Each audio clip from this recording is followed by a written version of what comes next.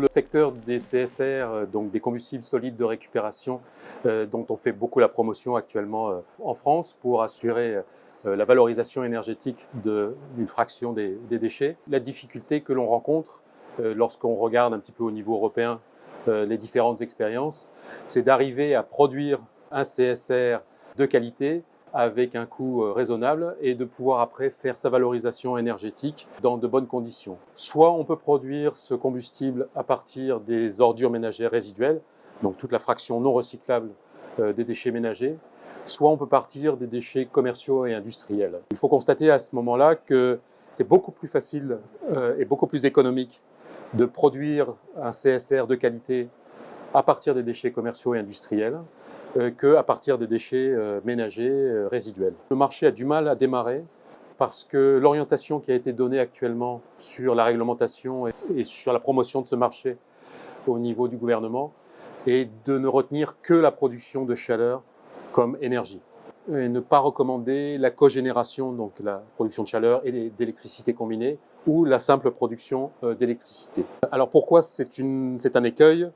Dans le premier cas, les industriels ne souhaitent pas, et ne peuvent pas en général, s'engager sur des longues périodes pour acheter cette chaleur à un coût fixe. L'autre solution, qui est le réseau de chauffage urbain, lui a le gros avantage de pouvoir donner une perspective sur le long terme, mais du moins en France et dans beaucoup de pays européens, on n'a pas besoin du chauffage urbain au-delà de 6 mois de l'année et on ne peut pas amortir une installation importante de production d'énergie sur des durées aussi courtes. D'autre part, l'énergie qu'on va produire va être beaucoup plus chère que l'énergie fossile actuellement.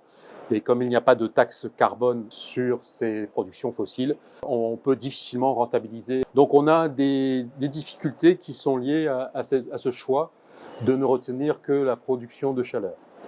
Il y a une exception qui a été donnée au niveau français pour les aides ADEME, pour les CSR. C'est outre-mer, compte tenu des besoins d'électricité sur des territoires insulaires, il a été possible d'avoir là la production d'électricité ou la cogénération et d'obtenir les aides dans ce cas de la production d'électricité insulaire.